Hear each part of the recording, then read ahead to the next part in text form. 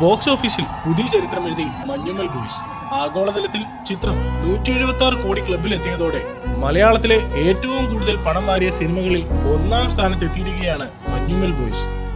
കഴിഞ്ഞ ഒരു വർഷത്തോളം ഒന്നാമതായി നിന്ന ജൂഡ് ആന്റണി ചിത്രം 2018 റെക്കോർഡാണ് മഞ്ഞുമ്മൽ ബോയ്സ് പഴങ്കഥയാക്കിയത്. ആഗോള ബോക്സ് ഓഫീസിൽ 175 കോടിയായിരുന്നു 2018 കളക്ഷൻ. 21 ദിവസം കൊണ്ടാണ് മഞ്ഞുമ്മൽ ബോയ്സിന്റെ ഈ കുതിപ്പ്. പുലിമുരുകൻ, ലൂസിഫർ, പ്രേമലു എന്നീ ചിത്രങ്ങളാണ് ടോപ്പ് 5-ലുള്ള മികച്ച കളക്ഷൻ നേടിയ മറ്റ് മലയാള സിനിമകൾ. ഫെബ്രുവരി 22-നായിരുന്നു മഞ്ഞുമ്മൽ ബോയ്സ് റിലീസ് ചെയ്തത്. ആദ്യ ദിനം മുതൽ മികച്ച മൗത്ത് പബ്ലിസിറ്റി ലഭിച്ച ചിത്രം സംവിധാനം ചെയ്തത് ചിദംബരമാണ്.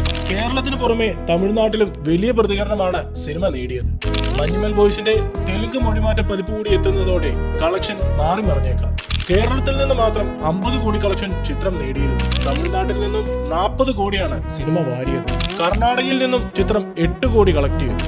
ഇതുകൂടാതെ അമേരിക്കയിൽ $1 മില്യൺ കളക്ഷൻ, അതായത് ഏകദേശം 8 കോടി രൂപ സ്വന്തമാക്കുന്ന ആദ്യ മലയാള സിനിമ എന്ന റെക്കോർഡും മഞ്ഞുമ്മലിനാണ്. മലയാള സിനിമയെ സംബന്ധിച്ച് അഭിമാന നേട്ടമാണിത്.